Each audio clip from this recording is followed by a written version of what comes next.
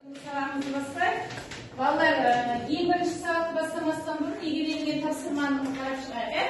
Неге берілген тапсырма естеріңізде болса, тест соңғы тарауға байланысты тест берген екен. Естеріңізде бар. Көштеріңізбен ауыса ойыңызға тәртіп. Бірінші, шеңбердегі нүктелердің координатасының абсцисаға қатынасы. С жауабы болу керек, бұрыштың несі болады деп балалар? Тангенсы болады. Ал одан кейінгі екінші 75 градус бұрышымыз қай шеректе жатады? Бірінші шеректе дұрыс. Ал косинус 30 градустың мәнін табыңдар. Екі. Жақсы, С жауап етіңізге. Қарап отырсаңыздар, жауаптар жоғалып бара жатыр. Радиусты қандай бұрышқа бұрғанда 80 градустық бұрышқа сай келеді. Яғни соған бұрған кездегі орнымен дәл келетін бізге бұрыш керек. Жақсы. Көршілеріңізді дұрыс. Бүгін бағалаудың ерекше түрі толық бағаланады. Бір асықтан беріп өтемін. Жақсы. Бір-екеуімізге берейін. Тағы кімде болды? Жақсы. Бір-екі оқушыға тағы да берейін. Салуаға берейін. Әлкімге берейін. Ал отыра беріңіздер, сабақтың соңында кімге асық көбірек, соның бағасы жақсы болатын белгі. Енді бүгінгі жаңа тақырыбымызға байланысты бізде балалар атаулар туралы 3 сұрақ деген әдіс арқылы жаңа тақырыпқа келмекшіміз. Енді біз жаңа тарау бастайын деп жатыр. Сондықтан тақырыбымыз не екенін білу үшін қараңыздар. Мен сіздерге мынадай сұрақ қояйын. Өміріңіздегі ең қызықты сәт қандай? Яғни өміріңізде болған бір қызықты жағдай туралы, оқиға туралы айтсаңыздар. Кім жауап береді? Кім есіне түсіп? Қараңыздаршы, мен есіне түсіп десем, сіздердің түрлеріңізге алсам, сонда күлімдеп тұрсыздар. Демек, еске алатындай тамаша бір жағдайлар болған. Ал, айта алайыңыз. Менің бала күнім кезіндегі туған күнімді айтсам болады, ең қызықты сәттердің бірі болған сол кез. Есіне түсерлік бір жағдайлар бар, иә? Сіз күтпеген кезде өзіңіздің туған күніңізге тамаша бір ойыңыздағы сыйлықты сыйлаған кезде, дұрыс па? Көшеде келе жатқан кезінде біраздан деп кездестіргіңіз келіп жүрген досыңызбен кездескен кезінде, дұрыс па? Еске түсерлік нәрсе көп па? Қандай екен сонда? Жағдайын қандай болады? Өзіңді қалай сезінесіз? Күшті сезінесіз, не? Қандай деген кезде бұл кездейсоқ оқиға болады екен. Түсінді ма? Енді әрі қарай. Кездейсоқ. Сіздер мән беріп отырыңыздар, мен әдейі осы сөздердің барлығын бөліп қойдым. Енді қараңыздар. Нұр-Сұлтаннан Қарағандыға жету үшін 2 сағат 30 минут қажет болды. Ал Қарағандыдан Нұр-Сұлтан қаласына қайтуға 150 минут керек. Бұл қалай? Ақиқат болып тұр, себебі бұл жерде тәжірибе барысында орындалып тұр. Орындалып тұр дейсіз бе? Себебі апай 150 минут, ол 2 сағат 30 минут болып есептелінеді. Дұрыс айтасыз. Себебі 2 сағат 30 минутымыз 10 минутқа айналдырғанда 150 минут екен. Ақиқат не екен? Барып келу уақыты бірдей болып тұр екен. Жақсы. Одан кейін сізге жиын келіп, өміріңізде қалаған 3 елге тегін барып қыдырып келуге мүмкіндік берсе, қай елге барған болар едіңіз? Ойлаңыздаршы енді. Қараңыздар, күлім деп отырсыздар. Сіздерге жиын келді. Е? Не дейсіздер енді? Бұл кездейсоқ оқиға. Кездейсоқ оқиға? Мүмкін емес деп ойлаймын. Неге? 3 елге бара алмайсыз ба? Тегін қандай да бір шанс болды сізде өміріңізде? Лотереядан ұтып алдыңыз. Тегін. Тамаша нәрсе екен, иә?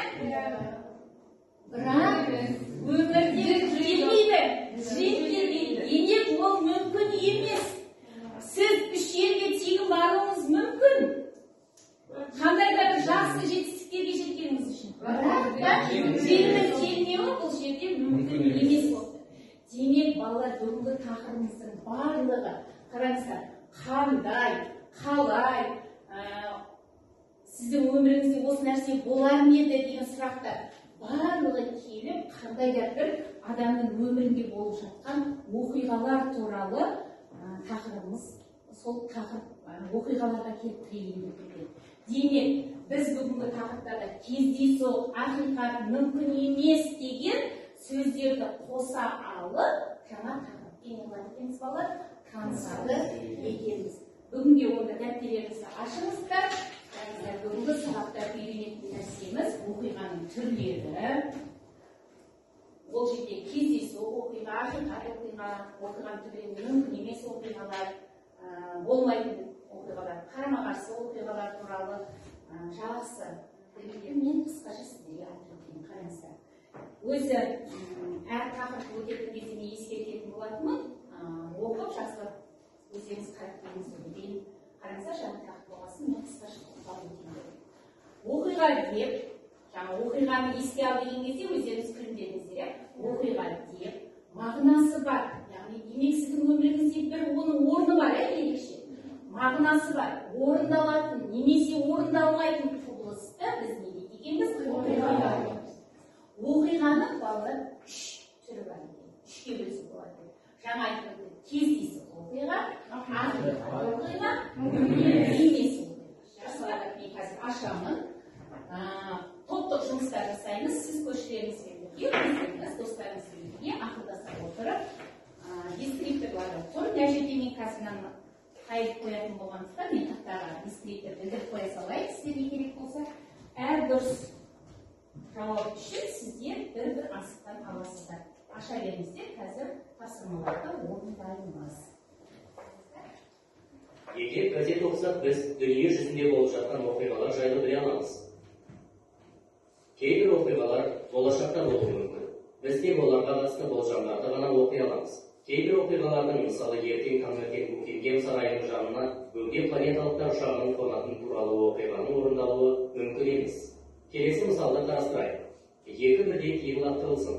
Ендеше мынадай оқиғалар орындалуы мүмкін.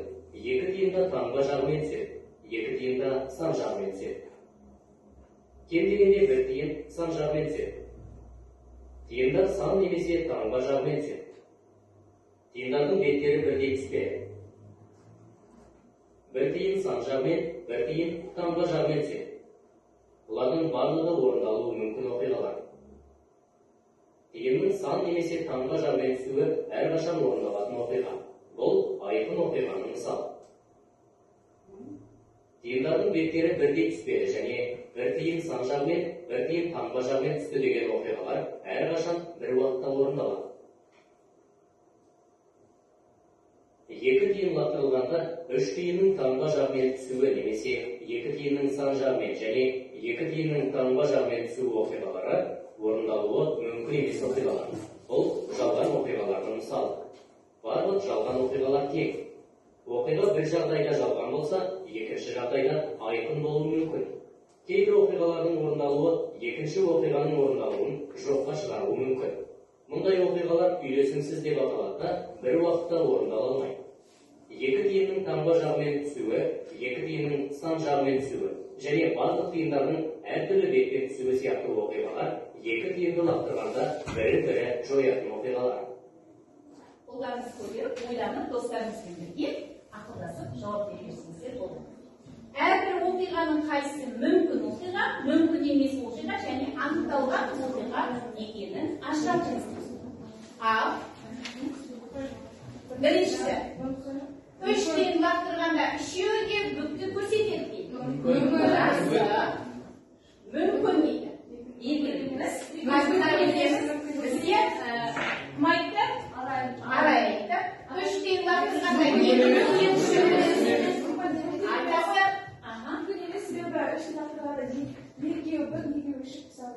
дұрыс. Себебі үш тиын лақтырды. Екеуі бүгін түсу керек дейді, екеуі үшіп. Екеуі ел таңбамен, екеуі сан жағымен. Мүмкін емес дейді. Жақсы. Аяжан жауабын тыңдады. Алина, қайта қойыңыз. Төрт тиын лақтырғанда екі бүк, екі шық түсті дейді. Не дейсіз? Мүмкін? Жақсы. Төрт тиын лақтырғанда шық санының бүк санынан айырмасы шық сан болды дейді. Болады дейді.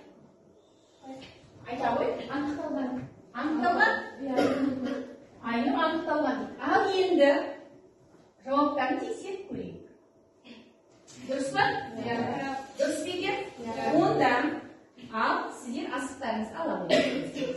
4 оқушы жауап берді. Алина, Арай жауап берді, сосын Аяжан және Айнұр жауап берді. Жақсы, әрі қарай сіздер жауап бере беріңіздер өздеріңіз. Ертең таңғы сағат 10-да Лондондағы ауа температурасы сіз білмейсіз ғой ертең Лондонда неше? Қайнап тұрған судың температурасы сізге жаңалық па? Неше градуста қайнайды? Ол бізге жаңалық па онда? Жоқ. Ал сіздердің нәтижелеріңіз қандай болды? Кімге толық жауап болды? Ол көтерсінші мен қараймын. Мен әлі асып бермеген оқушыларға берейін. Алыңыз ма? Ағым Жансеретке берейін. Жақсы. 3 тапсырма болсы кім орындайды? Алина орындайды дейді, келе ғой Алина ма? Жақсы. Кейінгісін кім орындайды? Толықтыратындар бар ма? Болады. Шығыңыз. Қалғандарыңыз не отырсыздар?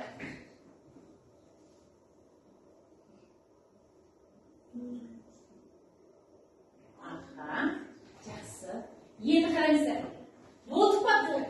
Оқулықпен жұмыс естіректерді көрсетіп қойын олай.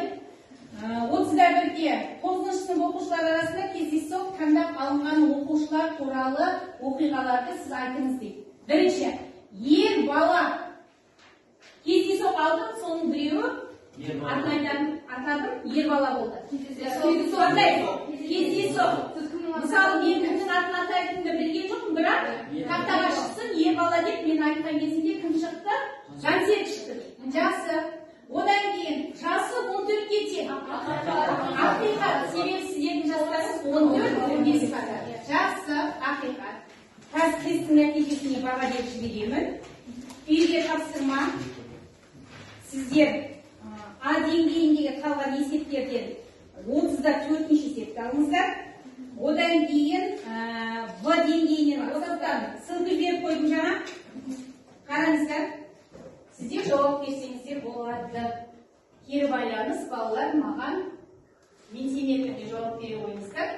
Мен қазір ашып жатырмын. Мінекей. Сіздер қазір жауап беретін құнды болды. Сіздер үшін не құнды болды? Сіздер үшін нені жеткізу қажет? Соған жауап бере қойыңыздар. Қазір мінекей, мен сылғысын бәрін жіберіп қойдым. Ал екеу ара біреу жіберсеңіздер де болады. Құнды не болды? Міне бір оқушының келіп түсті, оқиғалар болды дейді. Міне келіп түсті. Оқиғаның түрлері, қызықты оқиғалар, бәрекелде. Уже 3 адам жауап берді. 6 жауап берді деп ойлай берейік, себебі сіздер жаңа сабақты меңгере білу, білгілендегі тесттер дейді. Сосын болды ма? Кейінісін өте берейін ба? Сабақ өте қызықты болды дейді. Молодцы, бәрекелде. 8 адам 16-сы жауап берді деп ойлаймыз. Жақсы ма?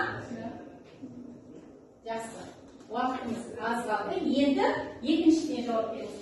Не жетілдіру қажет? Қызықты оқиғалар туралы тақырып, тапсырманы мұқият орындау, сабақ маған ұнады. Бүгінгі өткен сабақ сіздерге ұнады ма? Кері байланыс жіберіңіздер, мен мұқият қарап аламын. Кім екенін? Бәрекелде барлықтарыңыз жіберіп жатсыздар, рахмет. Енді қараңыздар, үйге берген тапсырма берді. Менен бағаларыңыздар қойып жіберейін. Кімде өте көп асық жиналды? Бүгін кімнің асығы алшысынан түсті? Кәне, кімде нешеу? Алина деке 3, Алинаға 9 балл, 2, 7 балл, 3, 9 балл, Айнұрға Бекетке 7 балл, 2, жақсы, сізге қосымша сабақтарға жақсы қатысып отырғаныңыз үшін 8 балл қоямыз. Аяжанға сіз жақсы қатыстыңыз, Салуаға біз қоямыз 8 балл қоямыз. Тағы сіздер екеуі жақсы қатысқан үшін мен 1 балл қосып берейін, 8 балл қоямыз. Қайыржанда бар, Қайыржанда біз 6 балл қоямыз. Қайыржан көбірек сөйлеу керек. Жақсы, бүгінгі сабақ өте жақсы өтті деп ойлаймын. Тақырыптарды толық оқып, сіздер қайталап келіңіздер. Жақсы, сау болыңыздар.